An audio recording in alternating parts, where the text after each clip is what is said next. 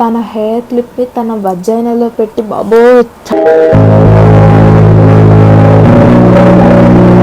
చాలా హింస పెట్టారంట తనకి.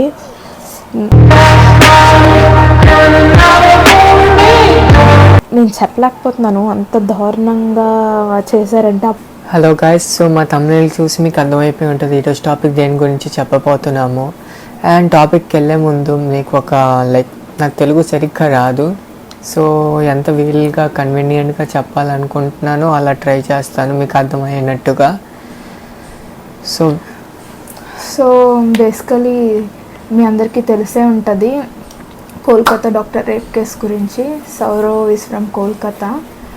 సో ఎప్పుడైతే మాకు ఈ కేసు గురించి తెలిసిందో మేము వెంటనే వీళ్ళ పిన్నికి కాల్ చేసామన్నమాట. కాల్ చేస్తే అంటే అప్పటికి మాకు ఇంత డీటెయిల్గా ఏం తెలియదు, ఈ మధ్యనే బయటపడింది కొంచెం డీటెయిల్డ్గా, ఆ ముందు తెలియదు కాబట్టి మేము కాల్ చేసి కనుక్కుంటే అప్పుడే మాకు చాలా విషయాలు తెలిసాయి.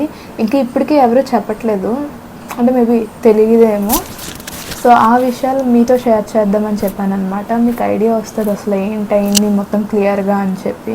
సో మీకు చాలామందికి తెలియకపోవచ్చు, కోల్కతాలో రేప్ అయింది మెడికల్ కాలేజ్లో. సో దాని గురించి ఇన్డెప్త్గా ఈ వీడియోలో చెప్పబోతున్నాము. సో యాక్చువల్గా ఏంటంటే ఆ అమ్మాయి ఒక ఇంటర్న్ అనమాట హాస్పిటల్లోని. తను రెస్ట్ తీసుకునే టైంలో రేప్ అయితే అయింది, కానీ బయటకు పోర్ట్రే చేయడం అయితే మాత్రం ఫస్ట్ సూసైడ్ అని చెప్పి పోర్ట్రే చేశారు. దాని తర్వాత ఎప్పుడైతే ఆటోప్సీకి వెళ్ళిందో ఆ రిపోర్ట్ వచ్చిన తర్వాత తెలిసింది అది రేప్ అండ్ మర్డర్ అని చెప్పి. యాక్చువల్లీ నాకు అర్థం కానిది ఏంటంటే ఆ అమ్మాయిని ఆల్రెడీ తనకి మొత్తం జా ఫ్రాక్చర్, చేతులు కాళ్ళు విరగొట్టేశారు, కంటి నుంచి బ్లడ్, నోటి నుంచి బ్లడ్, తన ప్రైవేట్ పార్ట్స్ నుంచి బ్లడ్, ఇదంతా చూసి కూడా దాన్ని ఫస్ట్ సూసైడ్ అని ఎలా డిక్లేర్ చేశారో నాకైతే అర్థం కాలేదు. సెకండ్ది ఏంటంటే మనందరికీ తెలిసింది ఒకటి ఏంటంటే రేప్ అయ్యాక మర్డర్ అయ్యింది, కానీ అసలైంది ఏంటంటే మర్డర్ అయ్యాక రేప్ అయింది. ఆ అమ్మాయిని చంపేసిన తర్వాత రేప్ చేశారంట. సో మీకు ఇంకోటి తెలియదు ఏంటంటే స్టూడెంట్స్ అందరు ధర్నాలు చేస్తున్నప్పుడు ఎమర్జెన్సీ వార్డ్స్ ఉంటాయి కదా హాస్పిటల్స్లో. సో అక్కడికి వచ్చి చాలామంది రౌడీలు వచ్చి వెరుకొట్టేసి భయపెట్టడాలు, డాక్టర్స్కి భయపెట్టడం అలా చాలా చేశారంట. ఒక వార్డ్స్లో కాదు, చాలా ఎమర్జెన్సీ వార్డ్స్లో ఇలా చేశారు హాస్పిటల్లో. సో స్టూడెంట్స్కి చాలా భయపెట్టేశారు, ఆపేయండి అనుకొని. అసలు ఇన్వాల్వ్మెంట్ ఎందుకు వాళ్ళది? పొలిటికల్ లీడర్స్ ఉన్నారు అని చెప్పి అంటున్నారు. వీళ్ళ సీఎం అయితే మమతా బెనర్జీ, తన సైడ్ అయితే ఏం లేదు అని చెప్పి అంటున్నారు. అపోజిషన్లోనే ఇదంతా ఉంటుంది అని చెప్పి అంటున్నారు అనమాట. సో చూడాలి, ఈ కేసు అయితే సిబిఐకి అయితే హ్యాండ్ ఓవర్ అయ్యింది కాబట్టి ఈ సండే ఏం డిక్లేర్ చేస్తారంట ఏంటవుతుందో అని చెప్పి. అండ్ ఈ రేప్ చేసింది అయితే మాత్రం అక్కడున్న సివిక్ వాలంటీర్ అంట, తాగేసి చేశాడంట. చేసి అతన్ని ఒక పర్సనల్ బాక్సర్ అంట కూడా, అతనే దాన్ని మొత్తం చంపాడు, కొట్టి చంపారు అని చెప్తున్నారు. తాగేసి నెక్స్ట్ డే ఎప్పుడైతే పోలీసులు ఇతన్ని పట్టుకున్నారో అప్పుడు నాకేం గుర్తులేదు అని అన్నారు. మేబీ అబద్ధం చెప్పారేమో. ఎప్పుడైతే సీసీటీవీ ఇవన్నీ చూపించారో అప్పుడు ఒప్పుకున్నారంట. ఒప్పుకున్నా కూడా మినిమం గిల్ట్ లేదంట అతనికి. ఏమన్నారంటే తప్పు చేశాను, ఉరిశిక్ష వేస్తారా వేసుకోండి ఇలానే అన్నారంట. అతను మినిమం గిల్ట్ లేకుండా. హైయర్ అథారిటీస్ కూడా, కాలేజ్ యొక్క హైయర్ అథారిటీస్ కూడా స్టూడెంట్స్ ధర్నాలు చేస్తుంటే ఫెయిల్ చేసేస్తామని చెప్పి బ్లాక్మెయిల్ చేస్తున్నారంట, ఆపేయండి అని చెప్పి.